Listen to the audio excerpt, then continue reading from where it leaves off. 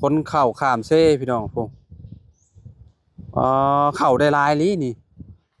แม่น20 30บ่จักน่ะโอ้เซ่เจ้าลงไปตักแบบใดนี่บ่ลงคตรงนี้บ่ำโดยลงไปก็เผื่อสิขึ้นมาก็เติมนึงไงเนาะ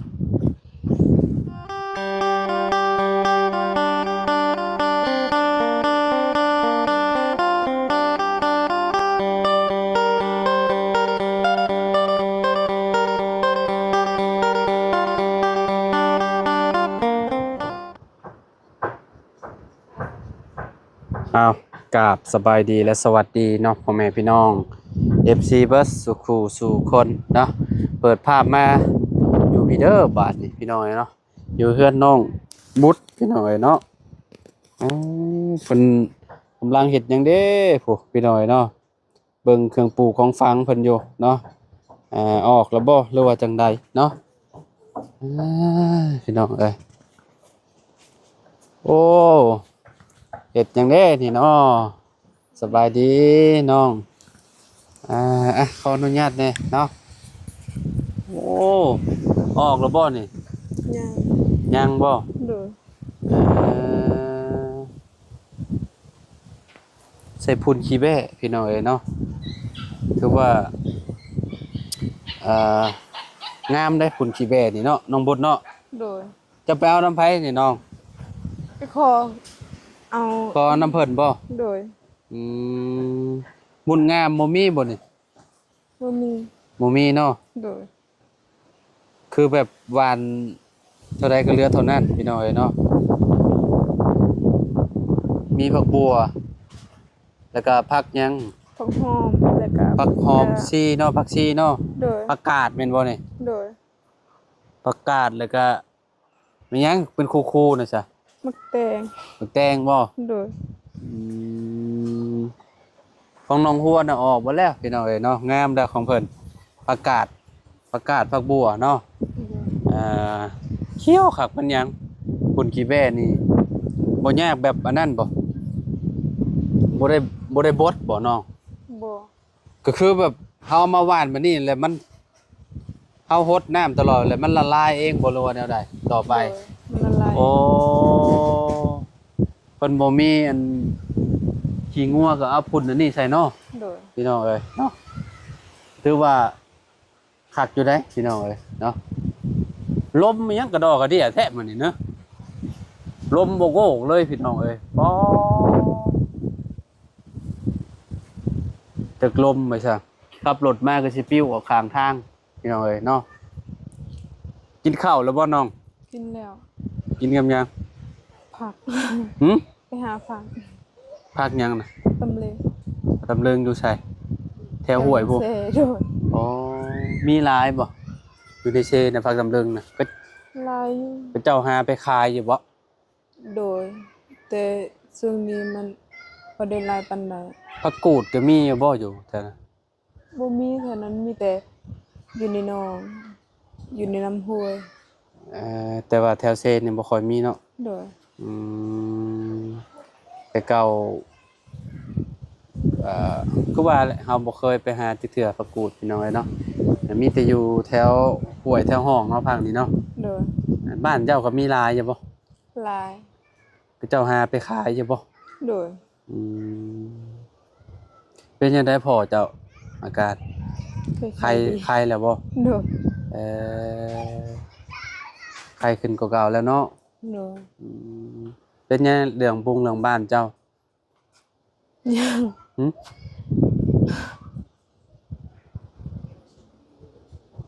ตอนนี้มีเงินอยู่ทางไผตอนนี้ทางลุงเฮิมทางลุงเฮิมโดยจักล้าน2 ล้าน2 ล้านโอ้พี่น้องเอ้ยเนาะตอนนี้มีงบอยู่นำลูกเนาะโดยแล้วนำไผอีกพอฮู้อยู่บ่บ่มีโดยมื้อนี้น้องฮัวบ่ได้มาหาบ่บ่เจ้าบ่ได้ยังบ่ได้ขึ้นไปเฮือนเพิ่นบ่หรือว่าจังได๋โดยยังคงไปกลางคืนเป็นจังไดน้องนอนลมพัดวุ่นๆบ่โดย คือว่าแล้วจะบ่ได้นอนเฮือนหลังนี้เนาะ โดย มีแต่พ่อกับน้องเจ้าเนาะ โดย พี่น้องเอ้ยไปสิพัดวุ่นๆคือว่าแหละเนาะมื้อนี้ก็จักลมอันอาเพศไปซะพี่น้องเอ้ยลมวึ่นๆมาเนาะอ่าน้ำใส่น้ำอยู่ใส่เจ้าน้อง น้ำเซ อันนี้ฮดอันนี้ได้ซะ โดยตักน้ำเซ ฮดพักนี่ก็ต้องน้ำตักน้ำเชคือกันบ่ โดย อ๋อตักมาจากฮาบนี่เนาะ 2-3 5 เว้าแล้วก็ย่างลงไปเบิ่งไปบุดไปพี่น้องเอ้ยเนาะอยู่ใกล้ๆนี่เนาะ โดย อ๋อพี่น้องเอ้ยเนาะย่างลงไปนี้มันก็บ่ได้ไกลปานใดเนาะ โดย หาบเอาเนาะ โดย พักยังซะนี่เนาะนี่กินอยู่บ่ เขาบ่ได้กิน โอ้จะพักได้จังเนาะกินบ่ได้เนาะ โดย โลกินได้พี่น้องเอ้ยเนาะโอ้งามแฮงเลยเขียวเลยเนาะ โดย เขียวพี่น้องเอ้ยเขียวเกินเนาะบ่ได้ยากใส่หยังเลยนี่ดินอันนี้เนี่ยปลูกผักงามดีเนาะ โดย ตะพังห้วยก็เจ้าก็เริ่มปลูกผักอยู่บ่นี่ฮะปลูกผักปลูกหยังอยู่บ่อันนี้เฮือนี่ใส่ได้อยู่บ่นี่น้อง ใส่บ่ได้ ใช่บ่ได้เลย โดยมั อันนี้ใส่ได้เนาะนี่เนาะ โดย เออ อันนี้ก็ได้คือกันเนาะ โดย พี่น้องเอ้ยเนาะโอ้น้ำเริ่มบกแล้วพี่น้องเอ้ยเนาะโอ้งามดีนี่ธรรมชาติพี่น้องเอ้ยเนาะปุ๊อันนี้มันลงไปฮอดอันไปประจบกับเซตัวใดเด้นี่เนาะ เซมีเฮียง อันนี้ได้ โดย ไปหลัดกับเซบางเฮียงบ่นี่นะ โดย อ๋ออยู่เซโปนพุ่นนี่เนาะ โดย มันไปเจอกันอยู่พุ่นเนาะ โดย ปอเขาเจ้าเฮ็ดหยังซั่นน่ะคนเข่าบ่ โดย อ๋อผู้พี่น้องเอ้ยเนาะคนเข่าข้ามเซพี่น้องผู้เข่าได้หลายลีนี่แม่น20 30ผู้จักนี่โอ้เสเจ้าลงไปตักแบบใดนี่บ่ ลงค ตรงนี้บ่ ำโดย ลงไปเผื่อสิขึ้นมาก็เติบนึงไงเนาะเจ้าก็มาอาบนั่นนี่แหล้วเนาะพุ่นเนาะ โดย พี่น้องโอ้ลาน้ำขึ้นนี่ขึ้นไปฮอดพุ่นเนาะ โดยกด ท่วมฮอดหมู่บ้านเลย มันก็บ่ได้แม่นว่าตื้นๆเด้นี่เลิกปะแฮงพี่น้องเอ้ยอ๋อน้ำยังหลายอยู่เนาะ โดย คะแนนลอยขามนี่อันเลิกปานใดนี่เจ้าเคยลอยขามบ่ เคย ทำได้ มันเลิก เลิกแห้งบ่ โดย อ๋อพี่น้องเอ้ยเนาะโอ้เนาะฝั่งนั้นสิเป็นภูพี่น้องงามเลยฝั่งนั้นสิเป็นบ่อนซุมหนองหัวพี่น้องหนองหัวเพิ่นช่วงนั้นเนาะพากันตักน้ำอยู่พุ่นเนาะน้องบุญเนาะ โดย นะพี่น้องเอ้ยอยู่พุ่นฝั่งนี้ก็สิเป็น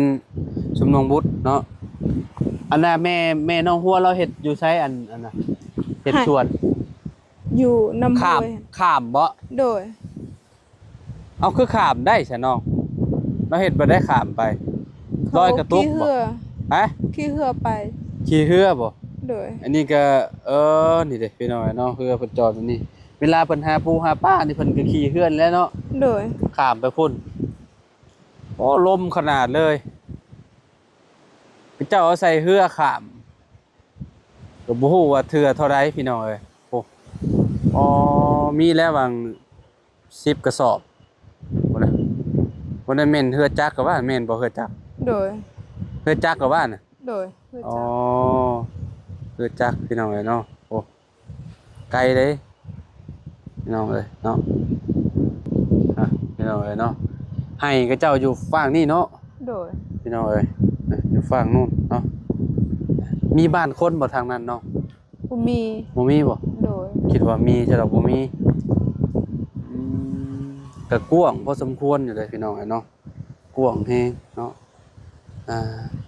อันนี้เป็นเป็นเจ้าห้องเซหยังตัวนี้น่ะ เซซูซู ฮะ เซซูซู โอ้เรียกว่ามีสื่อมีหยังมันจะบ่มีบ่ โดย เราก็ลงตักอยู่นี่พี่น้องลงตักน้ำเนาะแล้วก็ย่างขึ้นมาพี่แล้วก็พุ่นเอาไปฮดอยู่เฮือนพุ่นเนาะเมื่อยเติบอยู่เนาะก็เพื่อสิอันนั้นพี่น้องเพื่อสิฮดแล้วคะแนนมาปลูกหลายหั่นนะใกล้ในแต่เราปลูกบ่หลายปานใดเนาะ โดย ปลูกพอได้กินพี่น้อยเนาะปลูกพอได้บ่ซื้อเพิ่นเนาะ โดย อ่าสมมุติว่าไปหาหน่อไม้ไปหาอยู่ไสอีกนี่เนาะ หาอยู่แคมเซน ข้ามไปอีกแล้วนี่ โดย เออไปแน่บ่อยากข้ามไปหาทางใดทางนั้น ทางนี้ก็มีแต่มันบ่ได้หลาย ก็เจ้าหาขายก็เจ้าข้ามไปพุ่นบ่ โดย ส่วนกล้วยส่วนหยังก็เจ้าก็เต็มอยู่เนาะบ่เนาะ โดย เจ้าปลูกกล้วยปลูกหยังก็หลายพี่น้องเอ้ยเนาะอืมเจ้าก็มีบ่อยู่ฟังนะ บ่มี ปลูกผักเด้ โดย เขียดก็สิมีเนาะเป็นพวกเขียดชายพวกหยังน่ะมีบ่ มีแหละ มีบ่ โดย เจ้าเคยไปเชียร์บ่ เคย เคยได้บ่ ได้ เออ ได้พอกิน เขียดชายพี่น้องเรียกว่าเขียดตะแอกเนาะมันอยู่แถวหาดแถวหยังอะนะก็เบิ่งก็สิมีว่ะมันเป็นดินทรายเด้เต็มอยู่เนาะแต่ฝั่งนี้นะมั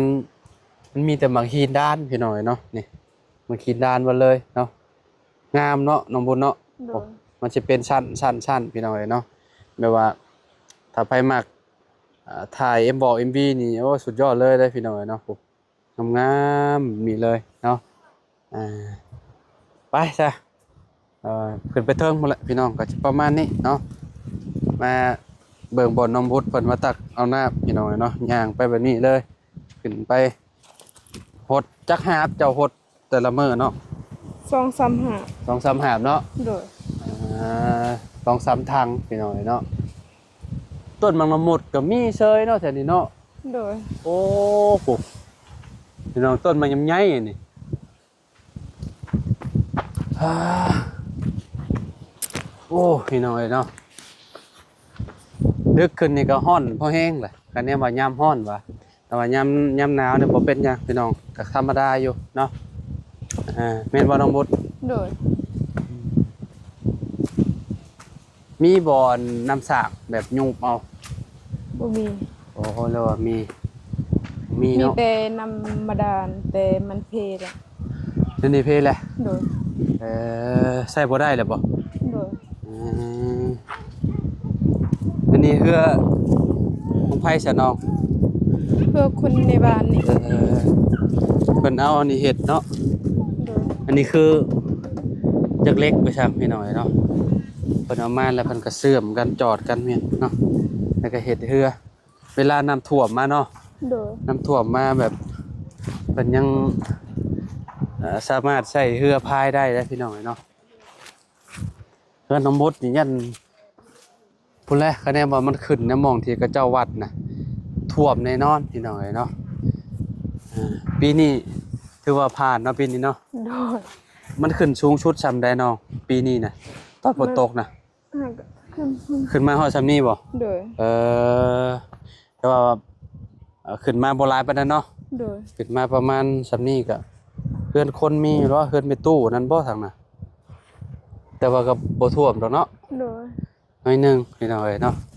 โอ้ของกระเจ้าก็ปลูกงามมาได้นี่เนาะโอ้พี่น้องเอ้ยนี่เขียวขากปัญญังนี่เด้เนาะเขียวพี่น้องเอ้ยเนาะของน้องบุตรก็ต่อไปก็สิแบบนี้แหละพี่น้องเอ้ยเนาะคันว่ามันออกนะออกเบิดก็น่าสิงามอยู่เนาะดินดำดินแบบอันนั้นพี่น้องดินแบบสารอาหารหลายอยู่ดอกเนาะตอนนั้นตอนค่ำเจ้าก็นึ่งข้าวให้พ่อก่อนบ่หรือว่าจังได โดยนึงข้าวแล้วเลยก็ไปนอน กินข้าวกินหยังแล้วก็คือแบบก็ไปนอนพุ่น โดย เฮ็ดอยู่เฮ็ดกินให้พ่อก่อนเนาะ โดย พี่น้องเอ้ยเนาะก็อีต้นเราอยู่ได้พี่น้องน้องบุตรก็ได้เนาะน้องบุตรมาพี่เดี๋ยวอ้ายเอามีให้น้องเจ้าก่อนเนาะพี่น้องเอ้ยมีให้น้องบุตรเพิ่นก่อนพี่น้องเอ้ยเนาะ อืมใช้ได้บ่ลมแห้งเลยลมมันวุ่นเลยต้องใช้แบบอืมมีหยังสักอย่างเลยพี่น้องเอ้ยเนาะคิดว่าเลยอาบุญนะเอาไว้ให้น้องจะเด้อ โดย เออ จ้ะ พี่น้องเอ้ยเนาะเพื่อนเพิ่นก็เฮ้ยพี่น้องเอ้ยเนาะก็หนักพอสมควรเงินเรากันนะเนาะดิพ่อบ่อยู่บ่นี่บ่เราไปใส่แหละ ไปเล่น โอ้มื้อนี้สะอาดสะอาดเลยเนาะพ่อบ่อยู่พี่น้องเอ้ยเนาะพ่อไปใส่ก็อืมก็บ่เป็นหยังซะเนาะ โดย FC ก็อยากให้เข้ามาหาน้องบุตรแน่ว่าซั่นหลายคนเนาะมื้อนี้ก็เข้ามาอีกแล้วเด้อพี่น้องเด้อเนาะก็อีต้นสงสารเพิ่นพี่น้องเนาะคันว่าเนาะมีผู้ใหญ่ซอยเพิ่นก็คือสิดีพี่น้องทางน้องบุตรก็ได้เนาะ โดย เอาจังไดก็ขอบคุณพ่อแม่พี่น้องหลายๆเด้อพี่น้องเด้อเนาะที่เป็นกำลังใจให้เนาะทางทีมงานแล้วก็ทางน้องบุตรเพิ่นพี่น้องเอ้ยเนาะก็อีต้นสงสารน้องเพิ่นเนาะพี่น้องก็อยู่กับพ่อแหละเนาะก็คือแม่เพิ่นก็เสียไปโดนเติบแล้วพี่น้องเอ้ยเนาะคุมื้อนี้เราก็นี่แหละเลี้ยงพ่อพี่น้องเอ้ยเนาะแต่ละมื้อก็บางทีก็ไปหาอยู่หากินบางทีก็อยู่เฮือนเนาะ โดย มื้อนี้ถูกจังหวะเพิ่นอยู่เฮือนพี่น้องเอ้ยเนาะ โดย อยู่เฮือนพอดีเลยเนาะไปใส่อยู่ดีมีแฮงเด้อน้องเด้อเนาะสู้ๆเด้อ โดย โอ้ยพี่น้องเอ้ยเนาะโอเคพี่น้องเอ้ยเนาะจังได๋ก็ขอขอบคุณอ่าทุกๆคนเนาะจะเป็นกำลังใจให้เด้อพี่น้องเด้อเนาะจังได๋ก็สู้ๆเด้อพี่น้องฝั่งไทยก็ได้เนาะเพราะว่าช่วงนี้ก็เจออ่ศึกหนักพอสมควรพี่น้องเอ้ยเนาะเพราะว่าน้ำท่วมเนาะพี่น้องทางจังหวัดหาดใหญ่พี่น้องเอ้ยเนาะสู้ๆเนาะเดี๋ยวมันก็ผ่านไปเด้อพ่อแม่พี่น้องเด้อเนาะอยู่ดีมีแฮงเบิดสุขสู่คนพี่น้องเอ้ยเนาะเอาสำหรับคลิปนี้เนาะไปเลยเด้อพี่น้องพอกันใหม่เนาะสบายดีเบิดสุขสู่คนพี่น้องเอ้ยเนาะ